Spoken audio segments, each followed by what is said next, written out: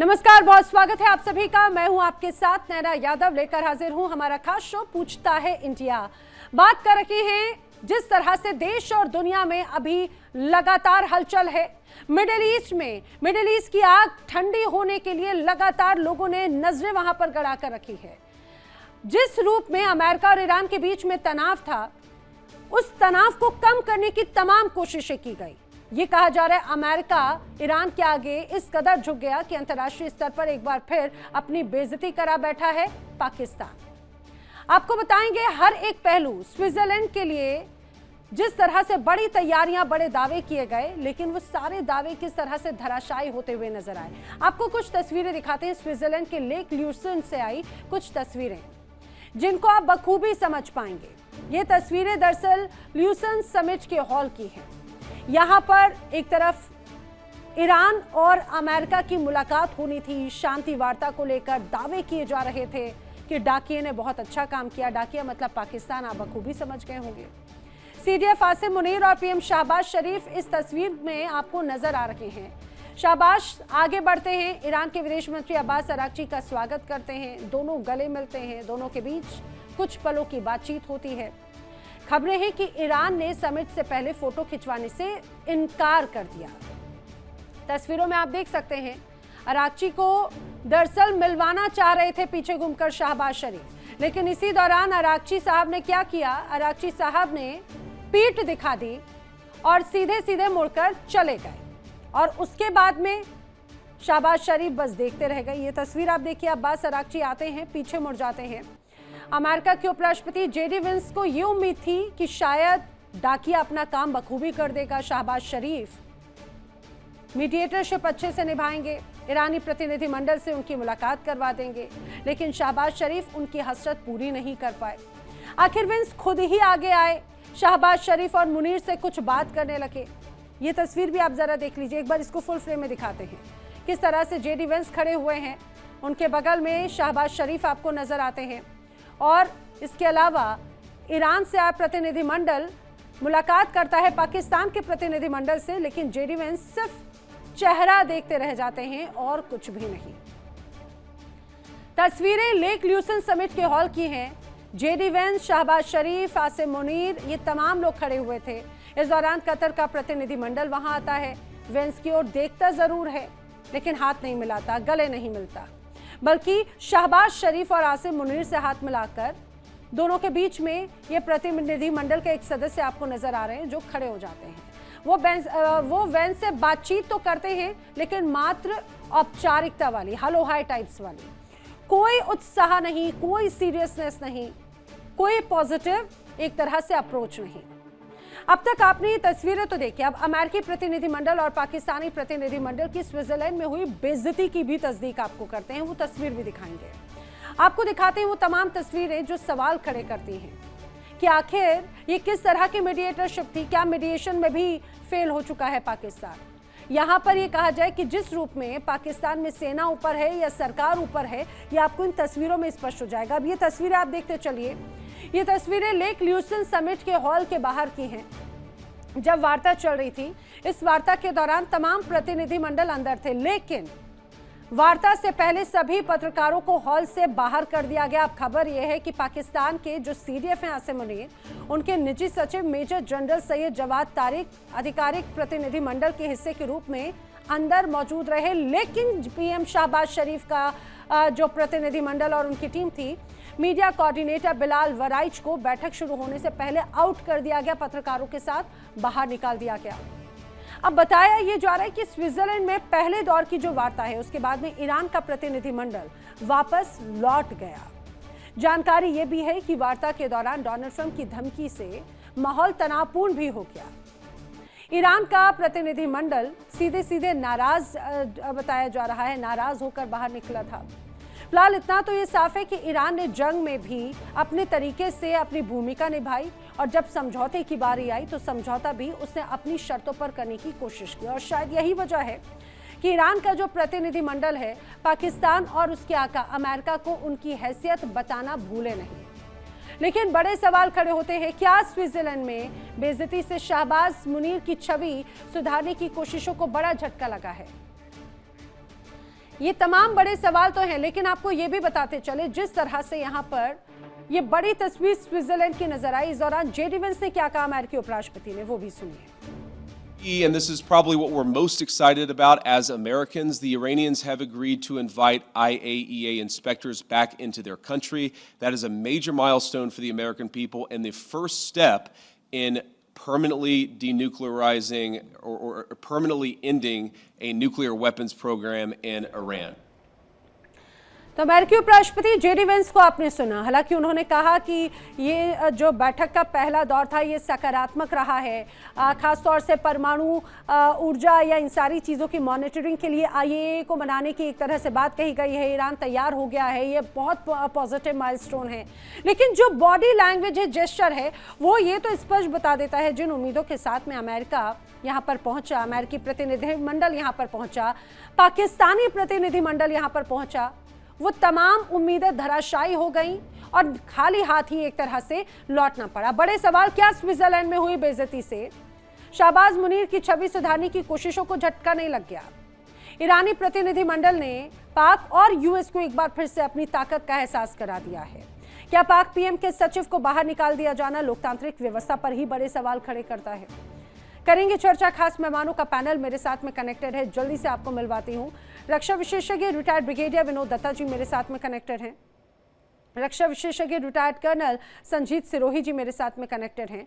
पूर्व राजनयिक डॉक्टर मोहम्मद अमीन साहब भी मेरे साथ में इस चर्चा में मौजूद हैं। आप सभी का इस चर्चा में बहुत स्वागत है। जल्दी पाकिस्तान से भी खास मेहमान मेरे साथ कनेक्ट होंगे, उनसे भी आपको मिलवाऊंगी। लेकिन सबसे पहले डॉक्टर मोहम्मद अमीन, आपका रुख करते हुए मैं ये समझना चाह रही हूँ, हमने इसके पहले कई बार कई अलग अलग दौर की बातचीत देखी, पहले की बातचीत में और अब की बातचीत में क्या अंतर नजर आता है? सबसे महत्वपूर्ण बात यह कि अमेरिका के साथ में जो बॉडी जेस्चर रखा गया ईरान की तरफ से, पाकिस्तान के साथ में जो बॉडी जेस्चर रखा गया, ये क्या मैसेज देता है सर?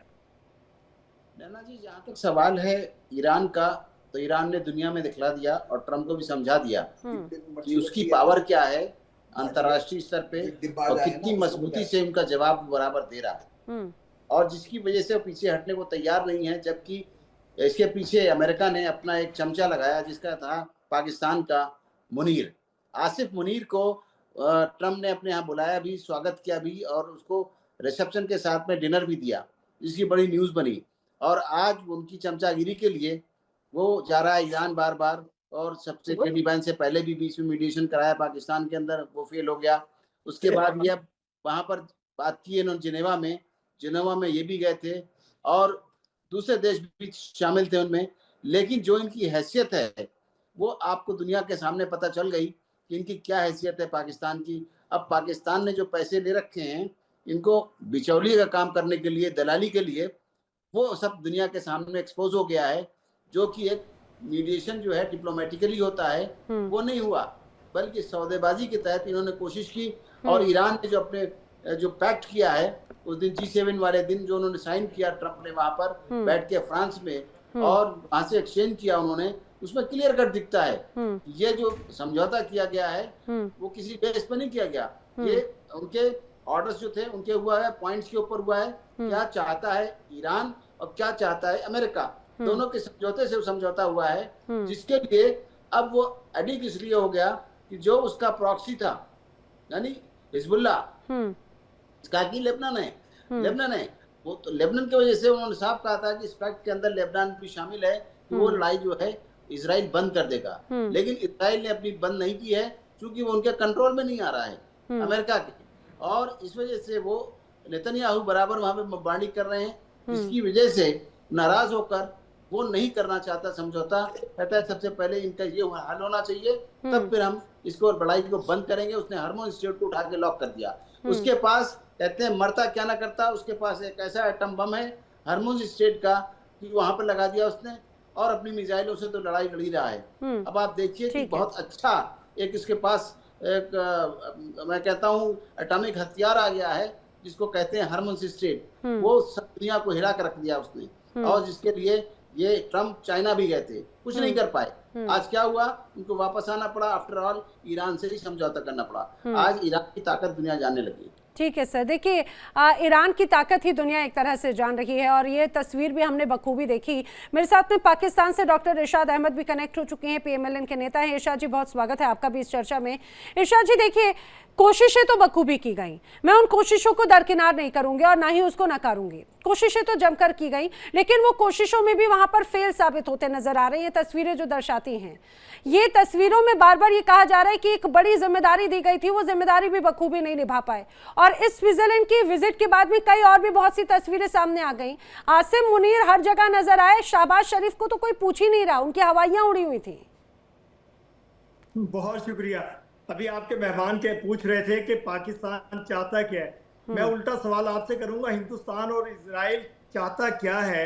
इतना कुछ पूरी दुनिया देख रही है, इतना पूरी दुनिया ने देखा कि कितनी इज्जत, कितनी पजीराई मेरे वजीर आजम पाकिस्तान मियां मोहम्मद शहबाज शरीफ साहब को और मेरे फील्ड मार्शल सैयद हाफिज मुनीर साहब को जितनी इज्जत एहतराम, जितना उनकी तारीफ की गई, पूरे जितना इवेंट था, इसका नाम ही मुआहिदा इस्लामाबाद का दिया गया। मेजबान जो हो उसको कौन कहेगा कि नहीं पूछेगा, लेकिन मेजबानी जब इरशाद जी, किसने दिया नाम? अमेरिका ने। किसने दिया नाम? अमेरिका ने। अमेरिका नहीं दिया ना। आप नहीं समझ रही हैं, मुझे बोलने। अरे मैं वही तो आपसे जानना चाह रही हूँ, थोड़ा मैं भी समझना चाह रही हूँ। अमेरिका ने नाम दिया ना। अरे मैं पूछना चाह रही हूँ, अमेरिका ने नाम दिया ना डॉक्टर इरशाद अहमद? वही अमेरिका ना जो इजराइल का जिगरी यार है। इजराइल का जिगरी यार अमेरिका, आपके आका अमेरिका, लेकिन आपको तकलीफ भारत से। This is not fair. मुझे समझ नहीं आ रही कि भारत को तकलीफ किस चीज की। अभी जरा सुनिए ना, मुझे बोलने दीजिए पूरा। अरे भारत को तकलीफ इस चीज की है कि देखिए आप, पाकिस्तान तो था हिंदुस्तान का एक समय में हिस्सा, हिंदुस्तान से अलग होकर एक तरह से बने। आपके पूर्वज तो हिंदुस्तानी ही रहे, लेकिन कम से कम उनसे कुछ तो सीखते, शांति की बात करते, मीडिएशनशिप की बात करते। वहां पर एक बड़ी जिम्मेदारी दी गई थी दलाली की, लेकिन वो भी पूरी नहीं हो पाई।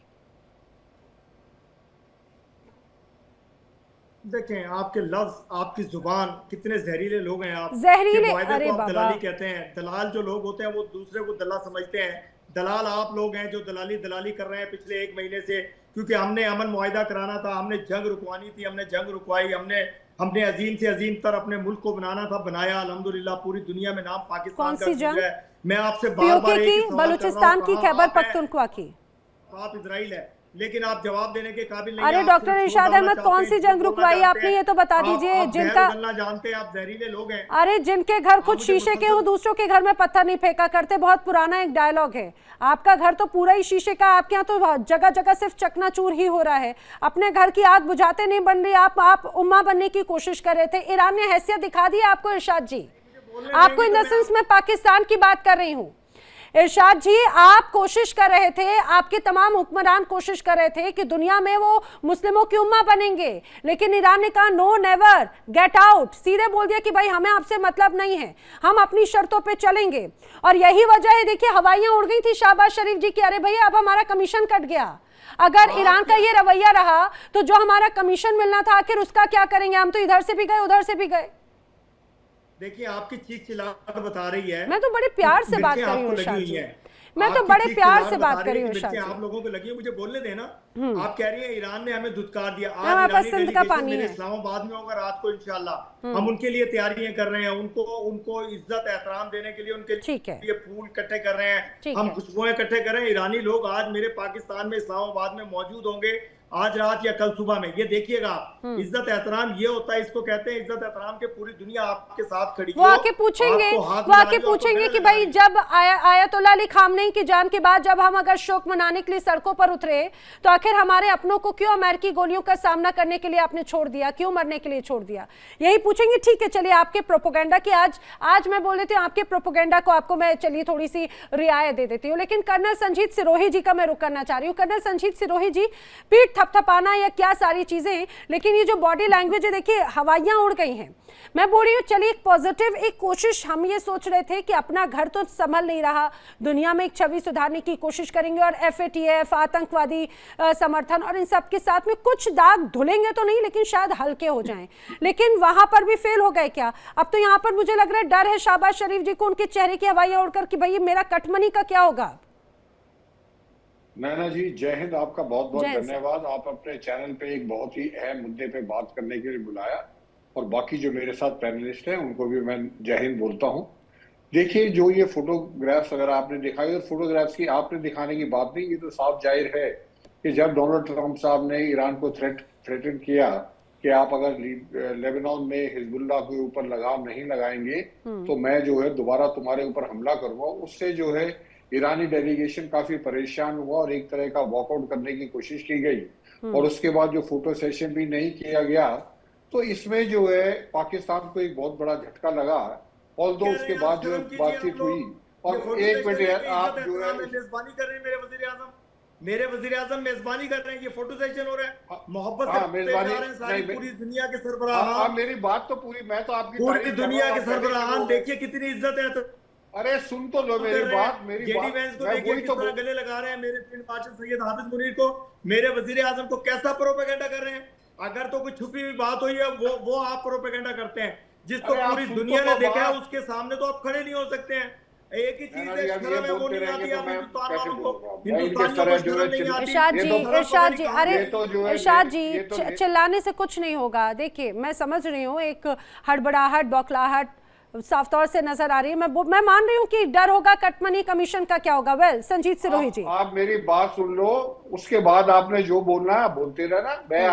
मैं तो आपकी तारीफ कर रहा था कि आपके प्राइम मिनिस्टर, आपके जो है फील्ड मार्शल जो है, उन्होंने बड़ी कोशिश की, और वो दिन रात अल्लाह से दुआ कर मांग रहे हैं कि किसी तरीके से ये डील हो जाए, क्योंकि उसके बाद जो आपको कमीशन मिलना है या आपको जो अमेरिका देगा, झोली भरेगा आपकी, वो उसमें कहीं गड़बड़ ना हो जाए। पर मैं आपको एक ये आश्वासन दिलाता हूं कि आप कितनी भी कोशिश कर लें, लेकिन ये डील कामयाब नहीं होगी। क्यों नहीं होगी इस डील कामयाब? क्योंकि इजराइल के पास एक लेबनान का जो एक ऐसा कार्ड है कि वो कभी भी इस्तेमाल कर सकता है। तो इसलिए जब अराक्ची साहब आए हैं और आपके वजीर आजम से उन्होंने मुलाकात की, उनको गले लगाया, उसके बाद जो वो वापस मुड़ गए, और ना उन्होंने अमेरिकन डेलीगेशन से बात की, ना आसिम मुनीर से, वो वापस चले गए। इससे जाहिर होता है कि आपकी जो स्टैंडिंग, जो इंटरनेशनल स्टेज पे जो आपकी स्टैंडिंग है, वो इतनी ऊंची नहीं है जिसको जो है आप इतनी खुशी बनाए। क्योंकि अगर आपके वजीर आजम को पीठ दिखा के चले गए तो उससे साफ जाहिर होता है कि आपकी मीडिएशन क्या है और आप किस तरह के एक मीडिएटर हो, आपका लेवरेज क्या है, आपकी क्रेडिबिलिटी क्या है। मीडिएटर वो होता है जिसकी लेवरेज होती है, जिसके पास दोनों पार्टियों को समझाने की और उनको थोड़ा प्रेशराइज करने की ताकत, क्षमता होती है। पाकिस्तान के पास तो ना वो ईरान को कुछ समझा सकता है, ना वो अमेरिका को कुछ समझा सकता है। तो इसलिए आपकी कोशिश पूरी है, मैं ये नहीं कह रहा हूं आपकी कोशिश में कोई कमी नहीं है, आप पूरी कोशिश कर रहे हो। उसका नाम भी आपने इस्लामाबाद अकॉर्ड करा दिया, बड़ी अच्छी बात है।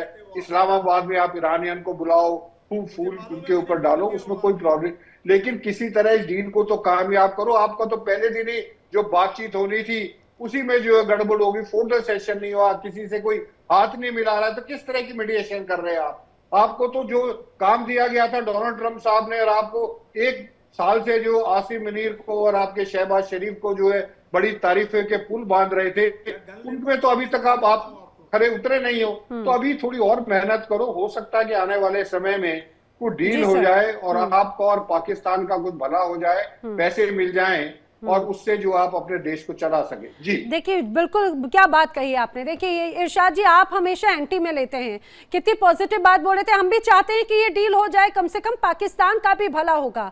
कुछ तो अच्छे, देखिए कभी वैसे कर्मों की अगर बात करें तो कर्मों की बात पे तो आपको भी शर्मिंदगी हो जाएगी, मैं वो याद नहीं दिलाऊंगी, लेकिन कुछ ना कुछ तो अच्छे कर्म व्यक्ति अपने जीवन में कर ले।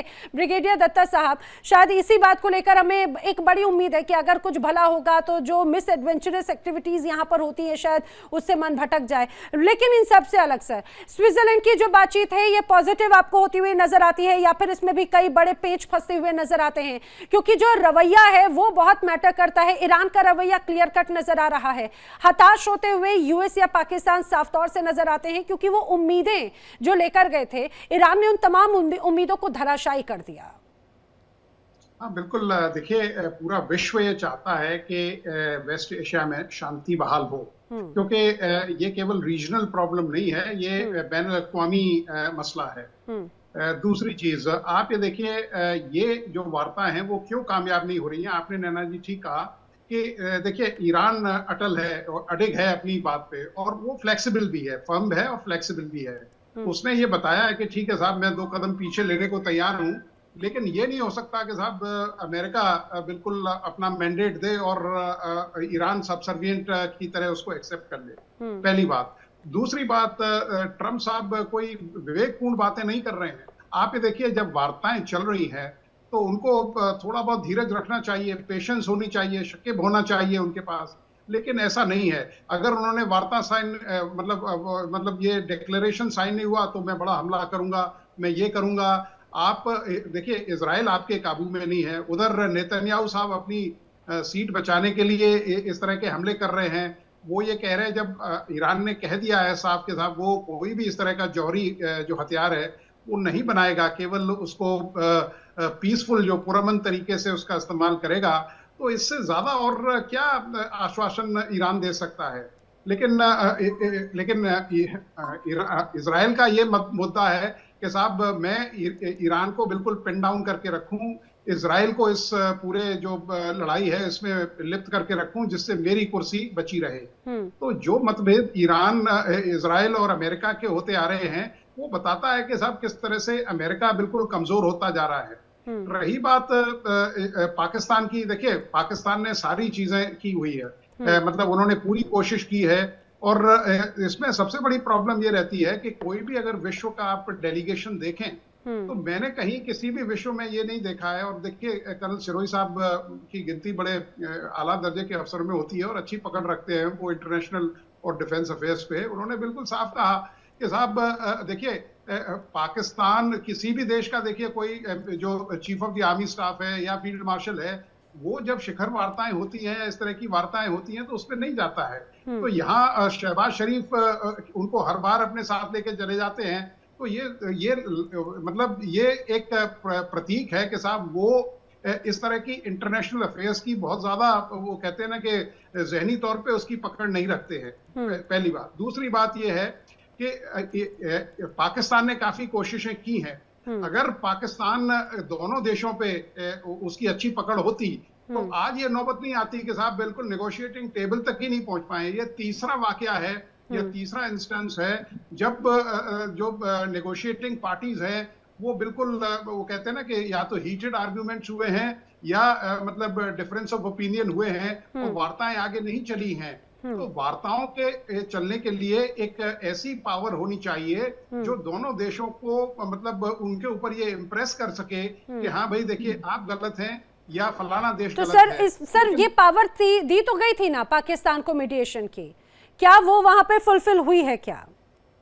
नहीं, देखिए पावर दी गई थी, लेकिन आप ये देखिए कि लेकिन न तो ईरान इस बात को मानने को तैयार है और अमेरिका का जिस तरह का रवैया है, क्योंकि पाकिस्तान और अमेरिका के रिश्ते काफी अच्छे हैं, तो पाकिस्तान को ये चाहिए कि देखिए जब भी कोई कहीं झगड़ा होता है तो जो आदमी बलवान होता है या शक्तिशाली होता है तो उसको ये कहा जाता है कि साहब आप धीरज रखिए, कोई बात नहीं, मैं इनको समझाता हूं। तो यहाँ तो उल्टा ही हो रहा है, क्योंकि आप ये देखिए आज की तारीख में ईरान विक्टोरियस नजर आ रहा है। ईरान अपने जो मैंडेट है उसके ऊपर वो डिक्टेट कर रहा है। हालांकि ईरान फर्म है और फ्लेक्सिबल भी है। तो अगर उनको वार्ताओं को सफल करना है तो पहली बात तो अमेरिका को संयम बरतना पड़ेगा, क्योंकि ये इस तरह की जो हरकतें हैं, पहली बात तो ये अमेरिका के जो प्रेसिडेंट हैं मतलब उनके म्यार की बात नहीं है।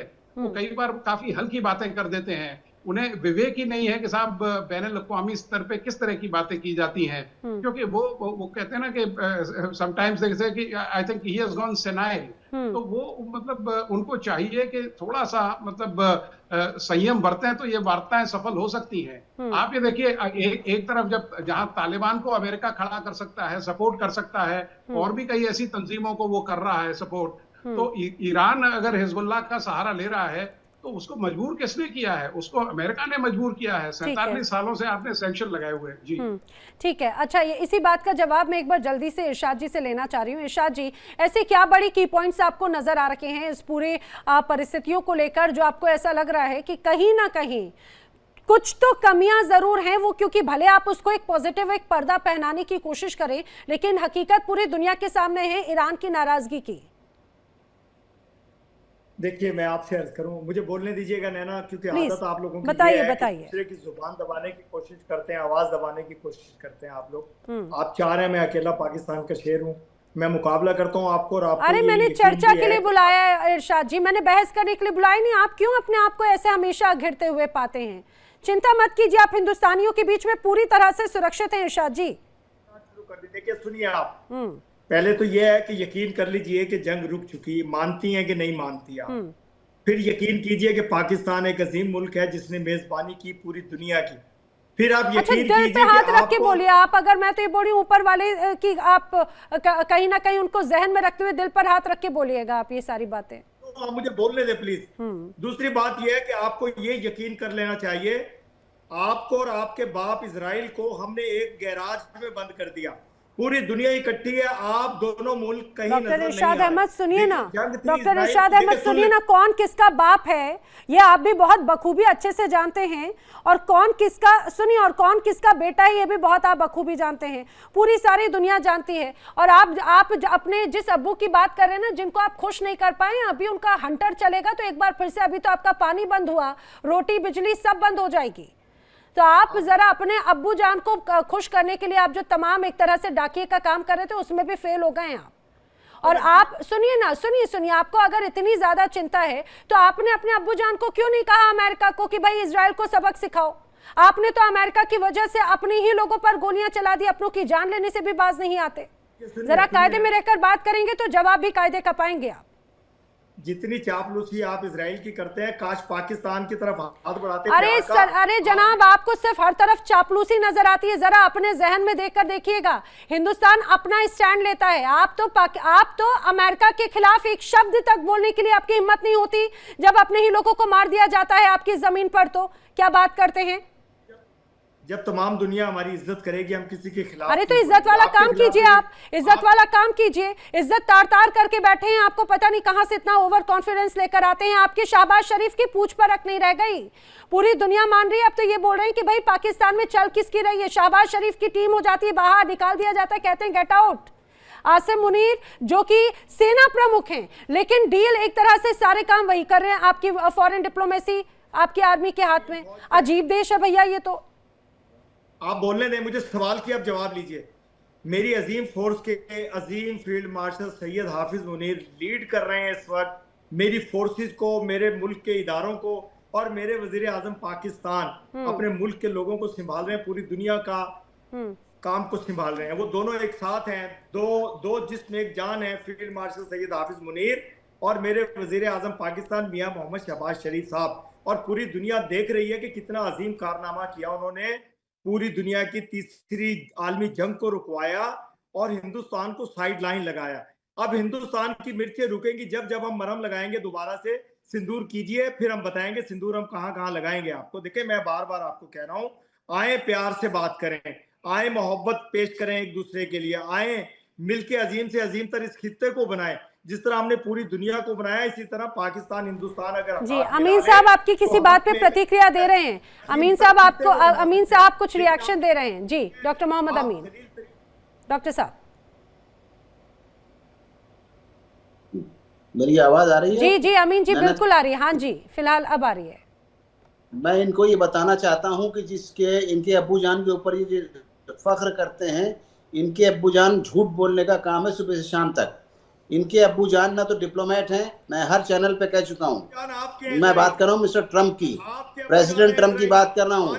ना तो वो डिप्लोमेट हैं, ना वो टेक्नोक्रेट हैं, ना वो पॉलिटिशियन है। He is very good businessman. और आपके यहाँ कंट्री में कोई प्रोटोकॉल नहीं है। वो पुलिस वाले क्या प्रोटोकॉल जानते हैं एमईए का? एमईए का प्रोटोकॉल क्या होता है? सारे फॉरेन डिप्लोमेट आपके हो चुके हैं, जिंदा नहीं है कोई। जो पुलिस वाले कर रहे हैं बीच में समझौता, एक प्रोटोकॉल है एमईए का। एमईए का प्रोटोकॉल है विदेश मंत्रालय का, उसके तहत बात करिए। आप उसके तहत काम करेंगे तो काम सफल होगा। आपकी इस्लामाबाद यात्रा फेल हो गई, इससे पहले दूसरी निगोशिएशन फेल हो गई। आप फॉरेन सर्विस के लोगों को लगाइए, निगोशिएशन वो जानते हैं करना, जैसे हम लोगों ने की, हम करना जानते हैं। जहाँ पर फॉरेन मैटर है पुलिस वाला कोई काम नहीं करता, मिलिट्री वाले काम नहीं है गोली चलाने का। वहां पे एक डिप्लोमेसी है। डिप्लोमेसी के तहत कानून लगता है और उस पर बात होती है तब मामला होता है हल। और पाकिस्तान हर जगह अपना एक तो आपके पॉलिटिशियन, उसके बाद आपके पुलिस वाले, सर लेकिन इस बात को समझेंगे नहीं ना डॉक्टर अमीन साहब, लेकिन यही तो बात है, इस बात को अगर पाकिस्तान समझ जाए तो बात ही क्या यहाँ पर नजर आएगी। अच्छा, यहाँ पर संजीत सिरोही जी भी कुछ रिएक्शन दे रहे थे इरशाद जी की बात का। संजीत जी, मैं इनको ये सलाह देना चाहता हूं कि आप जो है लीडर हैं, आपको एक जो है रिस्पॉन्सिबल आदमी की तरह बात करनी चाहिए। ये कहना कि इजराइल आपका बाप है, ये आपका बाप है, ये लैंग्वेज जो है आपके लिए शोभा नहीं देते। आप इतने बड़े लीडर हैं, अगर आप इतने बड़े लीडर हैं तो जरा थोड़ा आप तहजीब से और तमीज से बातचीत करेंगे तो ज्यादा अच्छा रहेगा। मैं आपकी कोई ये नहीं कह रहा हूँ, आप हर आदमी को देशभक्त होता है, उसको अपने देश की तारीफ करना और देश की अगर कोई बुराई कर रहा उसका सामना करना या उसके काउंटर अपने आर्गुमेंट्स देना बहुत अच्छी बात है। लेकिन आप जो है अपनी लैंग्वेज को थोड़ा, मैं आपके साथ कई दफे चैनल पे आ चुका हूँ, आप अपनी लैंग्वेज को जिस तरीके से लैंग्वेज आप यूज करते हैं ऐसी लैंग्वेज को आप यूज मत कीजिए। और जहां तक ताल्लुक है, एक मिनट आप मेरी, आप फिर वही बीच में बोलना शुरू कर दिया आपने। झूठ को आप झूठ मत बोलिए। आप बताइए क्या हमारे वजीर आजम और मेरे फील्ड मार्शल सैयद हाफिज मुनीर का नाम बार बार पूरी दुनिया में नहीं लिया जा रहा है? क्या ये कौन ले रहा है? सिर्फ एक आदमी आपका नाम ले रहा है, वो है मिस्टर डोनाल्ड ट्रंप, और वो आपकी तारीफ नहीं कर रहा, वो आपको यूज कर रहा है। और ये आपके जो है डिफेंस मिनिस्टर साहब ने, ख्वाजा आसिफ साहब ने कहा था कि we have been used as a toilet paper, not even a tissue paper, we have been used as. ये आपके डिफेंस मिनिस्टर का बयान है, जिसके आप ये कह रहे हैं कि जी हमारा फील्ड मार्शल, हमारा वजीर आजम, आपका जो डिफेंस रक्षा मंत्री है, वो खुद ये कह रहा है कि we have been used as a toilet paper. और मैं आपको आज फिर बता रहा हूँ कि you are being used as a toilet paper, और जब वो उसका काम खत्म हो जाए, you will be thrown in the dustbin, और आपको डस्टबिन में फेंका जाएगा, और फिर जो है वहां से भंगी जो है आपका उसको उठा के ले जाएगा। हालांकि इस बात को लेकर मानेंगे भी नहीं, ठीक, इस बात को लेकर मानेंगे भी नहीं। इरशाद जी देखिए, यहाँ पर मैं चर्चा की बात कर रही थी, आप तो हर चीज को एक ही चश्मे के हिसाब से देखना शुरू कर देते हैं। मैं तो आपको तस्वीरें दिखा रही थी जो स्विट्जरलैंड की आई है, मैं तो आपको तस्वीरें दिखा रही थी वहां का जो बॉडी जेस्चर है, हवाइयां उड़ी हुई हैं, वो हवाइयां किस वजह से उड़ी हैं आप ज्यादा बखूबी बता पाएंगे कि भाई कठमनी आएगी नहीं आएगी, वह लेकिन कुल मिलाकर फिलहाल ये जरूर कहा जा सकता है स्विट्जरलैंड की मुलाकात उम्मीदों पर खरी उतरी हुई नजर नहीं आई, और ना ही खरा उतरा हुआ नजर आया दलाल। वो दलाल कौन है, मैं नाम लूंगी तो यहाँ पर नाराजगी साफ तौर से नजर आएगी, लेकिन दुनिया बस एक यही उम्मीद रखती है कि शांति स्थापित हो, और किसी हमेशा भारत का एक तरह से यही मैसेज होता है, लेकिन आखिर उन्हीं लोगों के हाथ में शांति का शिगुफा देने की कोशिश की गई है जिनके हाथों में हमेशा आग लगाने के लिए माचिस हो, तो कहा ही क्या जाएगा। आप सभी मेरे साथ इस चर्चा में शामिल हुए, आप सभी का बहुत बहुत शुक्रिया। खबरें आगे भी जारी हैं। देखिए इंडिया डेली 24/7 अब आपकी स्मार्ट टीवी पर। इंडिया डेली मौजूद है सभी डिजिटल प्लेटफॉर्म पर लाइव और लगातार। इंडिया डेली 24/7 हर दिन राष्ट्र को समर्पित।